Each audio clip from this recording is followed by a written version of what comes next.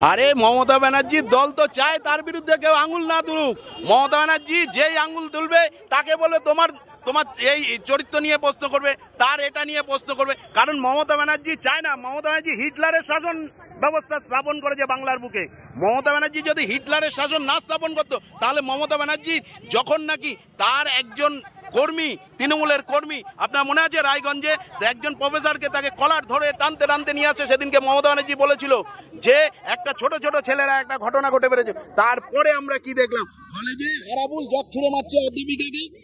বাংলা জুড়ে মমতা বন্দ্যোপাধ্যায়ের নেতৃত্বে শিক্ষা ক্ষেত্রে যেভাবে আঘাত এনেছে, যেভাবে শিক্ষক সমাজের উপর মমতা ব্যানার্জি তার সরকারে তার কর্মীরা যেভাবে আঘাত আনছে, তার বিরুদ্ধে সমস্ত বাংলার মানুষকে আজ পথে নামতে হবে।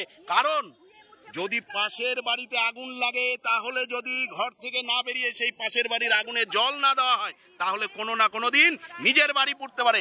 বাংলার সমস্ত মানুষের কাছে আপনাদের এই মিডিয়ার মারফতে আমরা আবেদন করব, আসুন বাংলার বুকে যে হিটলারের শাসন মমতা ব্যানার্জি কায়েম করেছে, সেই শাসনকে 2026 সালে উপড়ে ফেলতে হবে। না হলে আগামী দিন এই বাংলার মা বোনেরা তারা সুরক্ষিত থাকবে না।